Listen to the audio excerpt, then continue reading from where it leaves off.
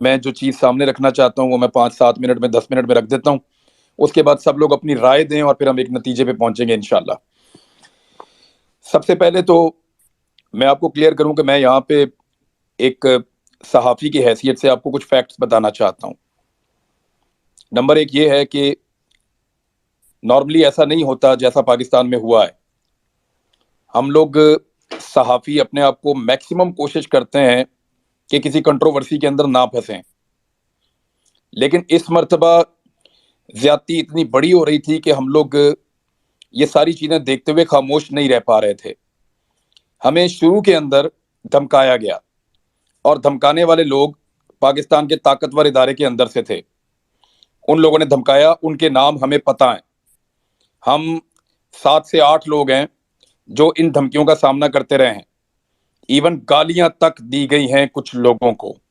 میں پھر آپ کو کہہ رہا ہوں کہ 7-8 لوگوں کو گالیاں تک دی گئی ہیں، اور وہ لوگ موجود ہیں سارے کے سارے. ایک ہمارا دوست شہید ہو گیا صرف. یہ معاملہ شروع ہوتا ہے اس ادارے کے ایک حصے سے. وہاں سے پہلے دھمکیاں اور گالیاں دی جاتی ہیں اور ہمیں زبردستی اس لڑائی میں دھکیل دیا جاتا ہے اور ہمیں دیوار کے ساتھ لگا دیا جاتا ہے. تو ہم یہ کہہ رہے تھے کہ ہمیں بولنے کی اجازت دی جائے. ہمارا کسی پولیٹیکل پارٹی سے کوئی ایفیلیشن تو تھا نہیں، لیکن ہم یہ کہتے تھے کہ ہمیں صحیح اور غلط بتانے کی اجازت دی جائے، ہمیں اپنی رائے دینے کی اجازت ہونی چاہیے. ہم دوسرے پروگرام میں جا کے تجزیہ دیتے ہیں اور اپنے پروگرام میں لوگوں کی رائے لیتے ہیں. یہ ہمارا سادہ سادہ کام ہے. اس کے بعد ہمیں اسی ادارے کے ایک اور حصے سے دھمکیاں آنا شروع ہوئیں. نہ صرف ہمیں دھمکایا گیا بلکہ ہمیں بلا کر ملا گیا. ہم سب سے علیحدہ علیحدہ ملاقاتیں کی گئیں اور بہت ساری ملاقاتیں ہوئیں. اور جب ہمارے سوالوں کے جواب ہمیں نہیں ملے، ہم آپس میں سب لوگ بات کرتے رہے ہیں. ہم سب ان کے نام جانتے ہیں، ہمیں تاریخیں یاد ہیں، ہم سب جانتے ہیں کب کب کس کس نے ہمیں کیا کہا تھا، کس طرح دھمکایا تھا اور کیا کیا تھا. ہم سب لوگ بڑے عجیب و غریب حالات سے گزرے ہیں. صابر شاکر صاحب نے اس کو سب سے پہلے پریمپٹ کر لیا تھا. وہ پاکستان سے چلے گئے کیونکہ ان کو آئیڈیا تھا کہ آنے والے وقت میں اس رجیم چینج آپریشن کے بعد کیا ہونے والا ہے. صابر بھائی نے مشورہ بھی دیا تھا کہ یہ وقت عقل مندی سے کام کرنے کا ہے، آپ لوگ پاکستان میں نہ رکیں. لیکن کچھ لوگ اپنی مجبوریوں سے پاکستان میں رک گئے. ہم میں زیادہ لوگ ایسے نہیں ہیں جو سوشل میڈیا کے اوپر کام کرتے ہوں. میں اور صابر بھائی 2 ایسے لوگ تھے جو زیادہ سوشل میڈیا پر کام کرتے تھے. ہمیں اگر نوکری سے نکال بھی دیا جاتا تو ہم پاکستان سے باہر شفٹ ہو سکتے تھے. تو صابر بھائی کی تو نوکری چلی گئی، اے آر بھائی کی وہ پاکستان سے باہر شفٹ ہو گئے. اس کے بعد ان کے چینل کو دھمکایا گیا کہ اس کو تنخواہ بھی نہیں دینی. صابر بھائی کو یہ دھمکی بھی دی گئی کہ ہم آپ کو جہاز میں سے اٹھوا لیں گے. اور اس کے باوجود وہ پاکستان سے باہر جب چلے گئے تو انہوں نے اپنی جو حق بات ہے، جو ان کو ٹھیک لگتی تھی، وہ کہتے رہے. جو پاکستان میں لوگ موجود تھے ان سب کو کیا کیا دھمکیاں دی گئیں، کتنا ان کو ٹریپ کیا گیا. ایون ان کے کاروبار، ان کی فیملیز، ان کا تمام نظام اس کو ڈسٹرب کر دیا گیا. ایک ایک آفیسر کو ایک ایک بندے کے اوپر لگایا گیا. اس کے لیے زمین تنگ کر دی گئی. کسی کے گھر ڈرونز آ رہے ہیں، کہیں پہ میرے تو گھر کی بیک سائڈ پہ لا کر انہوں نے بندہ مار دیا ایک رات کو. ایکسٹریم قسم کی حرکت کی. یہ سارے ظلم ہوتے رہے ہمارے اوپر. لیکن ہم یہ سوچتے رہے ہمیشہ کہ ایک وقت آئے گا کہ یہ ایک ٹیکٹسز ہیں، بس ٹھیک ہے، یہ ہمیں پریشان کر رہے ہیں، ایف آئی آر دے رہے ہیں، یہ معاملہ ختم ہو جائے گا. ہمارے لیے یہ لڑائی اتنی رہ گئی کہ جب یہ رجیم چینج آپریشن ریورس ہو جائے گا اور جب پاکستان کی اسٹیبلشمنٹ میں ایک بڑی تعیناتی کے بعد تبدیلی آئے گی تو ہمارا بھی یہ ہوگا کہ چلیں ٹھیک ہے، جن لوگوں نے کیا وہ بھی چلے گئے اور ہم لوگوں نے جو کیا وہ بھی ٹھیک ہو گیا. معاملہ کسی طرح ریزالو کی طرف جا رہا ہے. ہمیں لگتا تھا، ہم ایسے سوچنا شروع ہو گئے تھے چیزوں کو. میری ارشد بھائی سے بات ہوئی تو وہ بھی چاہتے تھے چیزیں حل ہو جائیں. ان کا بھی مقصد یہ تھا کہ پاکستان کو نقصان نہ ہو اور پاکستانیوں کے ساتھ جو دھوکہ کیا گیا ہے اس دھوکے کا ازالہ ہو جائے. ہم کسی لڑائی کو اینڈ تک مکمل لڑنا نہیں چاہتے تھے. ہم نے اس کو کوئی عزت بیزتی کا یا لڑائی کی کوئی وجہ نہیں بنایا ہوا تھا اس ساری صورتحال کو. صابر شاکر صاحب کو بھی پتا تھا کہ جب کبھی رجیم چینج کرنے والوں کا طاقت میں کمی ہوگی یا وہاں پہ تعیناتیاں تبدیل ہوں گی تو ہم بھی پاکستان آ جائیں گے اور پھر نئے لوگ اپنی غلطی کا ادراک کریں گے اور پاکستان آگے بڑھ جائے گا. لیکن اس سارے آگے بڑھنے میں ہم نے اپنا ایک آدمی کھو دیا. اب ہمیں بہت تکلیف ہوتی ہے. میں سیریسلی آپ کو بتا رہا ہوں، میرا صرف 8-9 مہینے کا تعلق ہے ارشد شریف سے، اس سے زیادہ نہیں ہے۔ اس 8-9 مہینے کے اندر پتہ نہیں اس آدمی نے کیا کیا، مجھے روز تکلیف ہوتی ہے۔ میں اپنی زندگی میں مجھے نہیں یاد کہ میں کبھی رویا ہوں، یعنی جب سے میں نے ہوش سنبھالا ہے۔ اب مجھے بڑا معیوب لگتا ہے، لیکن اس واقعے نے مجھے بیچ میں رلا بھی دیا ایک دفعہ، مجھے اتنی تکلیف ہوئی ہے۔ تو ارشد شریف بھائی نے اس لڑائی کو ایک اور لیول پہ لے گئے، وہ اپنی قربانی دینے کے بعد۔ ہم یہ سارا کچھ بھولنے کو تیار تھے، لیکن ہمارا ایک آدمی شہید ہو گیا ہے، ہمارا خون بہہ گیا ہے، اب ہمیں انصاف چاہیے۔ ہم انصاف مانگنے کی کوشش کر رہے ہیں، بڑے عرصے سے انصاف مانگنے کی کوشش کر رہے ہیں۔ جس دن اس کا جنازہ تھا، اس سے پہلے تمام صحافیوں کو بلا کر ایک پریس کانفرنس کی گئی، اور اس دن بھی اس کے موقف کو غلط ثابت کرنے کی کوشش کی گئی۔ دس از ناٹ فیئر۔ اس کی لاش کا مذاق اڑایا گیا، ہم اس کو کبھی نہیں بھولیں گے۔ ٹارچر کے بھیانک تجزیے پیش کیے گئے، ہمیں اتنی تکلیف دی، میں 2 دن جاگتا رہا ہوں۔ جس کو میں فون کرتا تھا، میرے دوست وہ رو رہے ہوتے تھے کہ یار اتنا ٹارچر کیا ارشد شریف پہ۔ میری ان سے وہ بہت زیادہ بات نہیں ہوتی تھی، لیکن دل کے بہت قریب تھا۔ جب میں گرفتار تھا، یہاں پہ جویریہ بھابی موجود ہیں، ان سے پوچھیے گا، ارشد بھائی نے ٹک ٹاک بنانا سیکھا صرف اس لیے کہ عمران ریاض گرفتار ہے، میں ویڈیوز بنا کر اس پہ ڈالوں گا۔ وہ آدمی ساری ساری رات جاگتا تھا۔ میں صرف ایک ہی چیز مجھے آرام نہیں کرنے دے رہی اس وقت سے، میں یہی سوچتا جا رہا ہوں کہ اگر میں مر جاتا اس لڑائی میں تو ارشد شریف کیا کرتا۔ وہ تو کبھی چین سے نہیں بیٹھتا، ارشد بھائی کبھی چین سے نہیں بیٹھتا۔ یہ چیز مجھے سکون نہیں لینے دے رہی، میں رات کو صحیح سے سو نہیں پا رہا، بہت تکلیف میں ہوں۔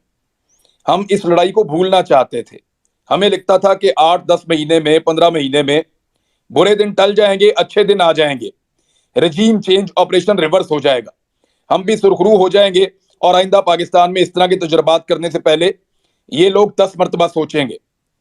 ہمیں تو اس لڑائی کا اختتام یہ لگتا تھا، کوئی ذاتی پرسنل چیزیں نہیں تھی، لیکن ہمارا بھائی مار دیا ہے۔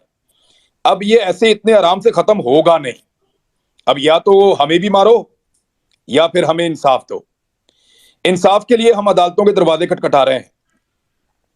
ہم نے اس عدالت کا دروازہ کھٹکھٹایا ہے جس کا دروازہ ارشد بھائی نے اپنی زندگی میں کھٹکھٹایا تھا۔ اس کو بھی یقین تھا اس کو انصاف ملے گا تو عدالت سے ملے گا۔ ہمیں جسٹس اطہر من اللہ صاحب نے اسلام آباد میں پروٹیکشن دی تھی کہ گرفتار نہیں کیا جائے گا۔ مجھے جب ضمانت ملی تو عدلیہ سے ملی تھی کہ اس کے اوپر جھوٹے مقدمے ہیں، اس کو رہا کیا جائے۔ الٹیمیٹلی آپ کو ریلیف عدلیہ سے ملتا ہے، لیکن پاکستان میں عدلیہ کی جو صورتحال ہے وہ آپ کے سامنے ہے۔ یہاں بہت زیادہ دباؤ ہے اداروں کے اوپر، اسپیشلی پاکستان کی عدلیہ کو ہمیشہ دباؤ میں لینے کی کوشش کی جاتی رہی ہے، اور ہمیں ایسا لگتا ہے کہ ارشد بھائی کا خون جو ہے وہ کمپرومائز ہو رہا ہے۔ یہ اتنا بڑا واقعہ ہے جس نے دنیا کے میڈیا کو ہلا کر رکھ دیا ہے، یہ اتنا بڑا واقعہ ہے جس نے ہمیں پورے پاکستان کو تکلیف دی ہے، یہ اتنا بڑا واقعہ ہے کہ کینیا کے اخبارات کے فرنٹ پیجز کے اوپر یہ چھپ رہا ہے، اور ہمارے یہاں پہ ایک سرخی سے زیادہ یا ایک کالم سے زیادہ ہمارے طاقتور لوگ یہاں پہ لگنے نہیں دے رہے۔ اس کو کبھی حادثے کا رخ دیا گیا، کبھی کچھ کہا گیا، کبھی کچھ کہا گیا، اور بار بار اس کے اوپر موقف بدلا گیا۔ حقائق کو تبدیل کرنے کی کوشش کی جا رہی ہے، کیس کا رخ بدلنے کی کوشش کی جا رہی ہے۔ میں اس کیس کے بارے میں، کینیا میں کیا ہوا اس کے بارے میں بات نہیں کر رہا، لیکن میں اور میرے ساتھی اور وہ خود ابھی آپ کو بتائیں گے سب لوگ، ہم سارے گواہ ہیں کہ کس نے ہمیں تنگ کیا تھا، ہم سارے گواہ ہیں کہ کس نے ہم پہ FIRs کروائی تھی، ہم سارے گواہ ہیں کہ کس نے ہمیں گالیاں دی تھیں، ہم سارے گواہ ہیں کہ کس نے ہمیں دھمکیاں دی تھیں، ہم سارے گواہ ہیں کہ کس نے ہمارے اوپر پاکستان کی زمین تنگ کر دی تھی۔ ہمیں پتا ہے، ہم کبھی نہیں بتانا چاہتے تھے کیونکہ ہم سارے زندہ تھے۔ اب ہم میں ایک شہید ہے، ہماری ذمہ داری ہے کہ اس کو انصاف دلائیں، لہٰذا اب ہم بتائیں گے، لیکن کہاں بتائیں گے؟ کیا اس پلیٹ فارم کے اوپر نام لینا شروع کر دوں میں؟ کیا میں یہاں بولنا شروع ہو جاؤں؟ مجھے کوئی قانونی فورم چاہیے، ہمیں کوئی ایسا پلیٹ فارم چاہیے جہاں پہ ہم سب جائیں اور جا کر اپنا اپنا بیان ریکارڈ کرا کے بتائیں کہ وہ کون تھا جو یہ ذلت اور رسوائی کی کہانی لکھ رہا تھا، وہ کون تھا جس نے ہمارے لیے زندگی کو تنگ کر دیا تھا۔ یہ سارا کچھ ہم کسی لیگل پلیٹ فارم پہ بتانا چاہتے ہیں جہاں پہ یہ ریکارڈ کا حصہ رہے، اس بات کا پتہ کروایا جائے کہ کون لوگ اس کے پیچھے تھے، تمام مدعیوں کے انٹرویو لیے جائیں، اور اس کے لیے ضروری ہے کہ سپریم کورٹ آف پاکستان کے چیف جسٹس ایک کمیشن بنائے، ایک کمیشن بنائے اپنے سرونگ ججز کی زیر نگرانی جو کام کرے، اور تمام لوگ اس کے اندر اپنے سٹیٹمنٹس جا کر جمع کروائیں، وہ اس کی رپورٹ مرتب کرے اور یہ سلسلہ ختم ہو۔ پاکستان کو مذاق بنا کے رکھ دیا ہے۔ اب ہمیں یا تو ارشد شریف کا قرض اتارنا ہے تو سب کو مل کر آگے بڑھنا پڑے گا۔ دیکھیے اس کے جنازے میں کتنے لوگ آئے آپ سب نے دیکھا، کیا ہم صرف جنازوں میں شرکت کرنے والے لوگ ہیں؟ کیا ہم کسی کو انصاف نہیں دلا سکتے؟ یا اگر کوئی زندہ شخص ہے اور وہ انصاف مانگ رہا ہے تو اس کو انصاف نہیں ملے گا؟ وہ چیختا چلاتا اس دنیا سے چلا گیا، چیف جسٹس کو اس نے لیٹر لکھا، سب کو بتا رہا تھا، ٹی وی پہ کہہ رہا تھا، جنگل میں پڑا ہوا تھا 2.5 مہینے سے، ایک ہی قمیض کے اندر وہ ویلاگز کر رہا تھا، اس نے خود بولا اپنے منہ سے۔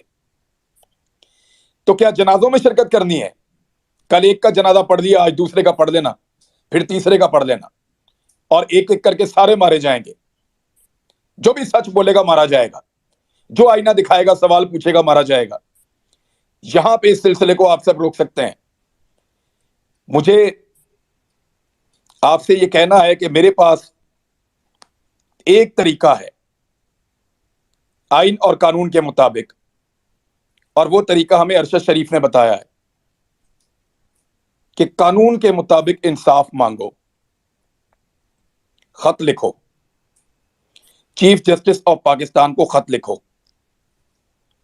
میں نے آج چیف جسٹس آف پاکستان کو خط لکھا ہے، میں نے جا کر اس کو لیٹر باکس میں ڈالا ہے۔ لکھو چیف جسٹس آف پاکستان کو خط، اپنا آئینی اور قانونی حق استعمال کرو۔